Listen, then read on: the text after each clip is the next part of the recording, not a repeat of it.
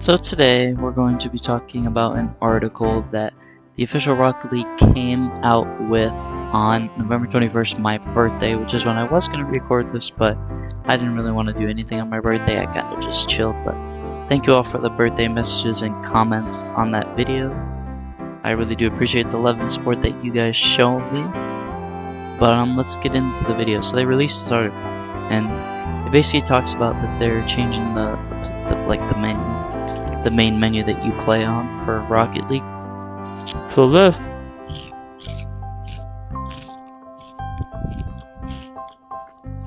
this is what it's gonna look like next season. So on December 6th, I think it is.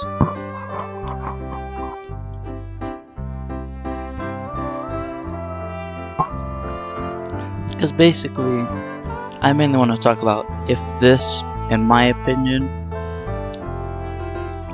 is going to save Rocket League or not, because obviously, as you all know, on December 5th, which is next week, they are removing trading from Rocket League at 4 p.m. Pacific, 7 p.m. Eastern Standard Time, 6 p.m. Central Time.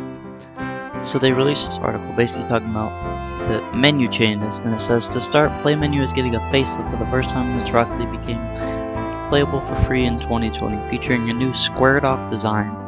Each sub-menu will have a streamlined layout, which will help old and new players alike navigate through the play menu easier and more quickly, which I mean is a good change, but like, and this is not final, this is illustration only. These are illustration only. This is not exactly what it will look like next season. So, along with the fresh look, we are changing over some online playlists and other modes live in the new play menu. We are combining competitive playlists and extra modes into one new competitive card, which allows you to queue for up to 6 different competitive playlists at once, fulfilling a long-standing community request. You'll finally be able to queue for modes like 3v3 standard and 2v2 hoops at the same time. As part of this consolidation, we're going to alternate between competitive snow day and drop shot each season. The next season will feature competitive snow day, the one after will include competitive drop shot, and so on. That's interesting. But then the next thing, the one below this, is when I read this is what I found interesting. Big changes are coming to the casual card as well, including the 2 new arcade playlists. These will rotate weekly through extra modes like Heat Seeker, Spike Rush, Rocket Labs modes, and more. Drop Shot and Snow Day will also appear in the arcade rotation whenever one is not an active competitive playlist. So expect to see Drop Shot pop up next season. Along with these playlists, 4v4 Chaos is evolving into a new big party playlist, rotating weekly between 4v4 Chaos and Knockdown. Like see Heat Seeker? I want it to be a permanent mode because, you know, Heat Seeker is awesome. Like, Heat Seeker is like one of my favorite limited time modes. So, like, every time it comes out, I'll play it for hours. Like, literally, I will play Heat Seeker for hours and hours. Like, it's, yeah. So then we continue reading. Again, these are not fun. Exhibition mode, season mode, and workshop maps will now be live in their own play offline card, and the new private match card contains both private match and LAN match options. Training has all the same options you know and love, just with an updated look. Finally, we're making new additional quality of life changes to the play menu. You can join an existing private match directly from training or an offline match. Load and launch a different workshop map when in a workshop map already. Load and launch different. When in a party, you can now see your rank even when you are not the party leader.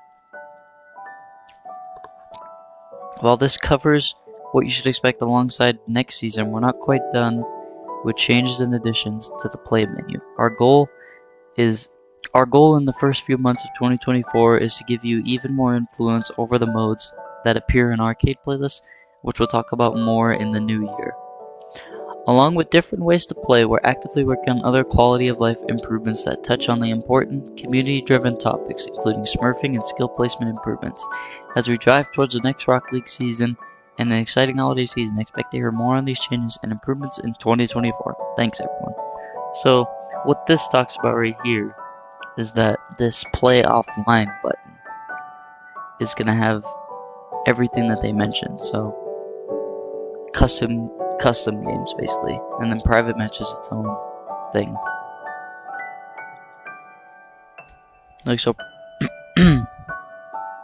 Exhibition mode, season mode, and workshop maps will be in the play offline, as a private match is its own category now. So you won't have to click custom games to get into a private match. You click the private match one. But see, this, in my opinion, is this really going to save Rocket League? Is this really what Rocket League needs? I mean, in my opinion, they're sort of steering in the right direction, going towards what the community wants, because smurfing is a big problem in Rocket League. Like, even when I play, smurfs everywhere. Like, almost every other game, every other match that I play is smurfs. And it's getting ridiculous at this point. So the fact that they are actually taking a turn and actually beginning to look at smurfing and skill placement improvements is taking a step in the right direction. But still, as I talked about in the previous video, there's still one thing that the community is not quite happy about. They're starting to settle with it because they know that there's nothing they can do. But this, removing player-to-player trading in December. December is this week, but they're removing it on December 5th, which I believe is next week. Yeah, it is next week. Like, so basically you have this week and then until Tuesday of next week to have trading, and then it's gone.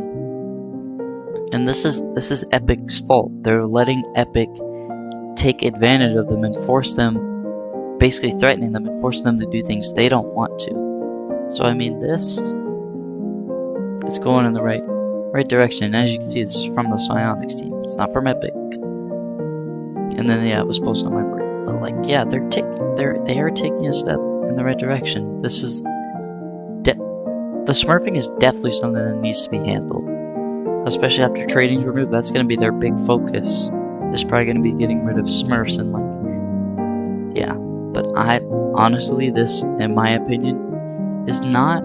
It's not a bad change. It's really not. It's a step in the right direction. But I want to hear from you guys personally in the comments. How do you feel about this change? Like, do you think that Rocket League is steering in the right direction? Or do you think that Rocket League is not savable and it's just going to die once player-to-player trading is removed? Let me know down in the comments below. And I hope you guys have a great rest of your day. And I'll see you in the next video, which I believe is Thursday. I don't know. I'll see you guys in the next video. Bye-bye.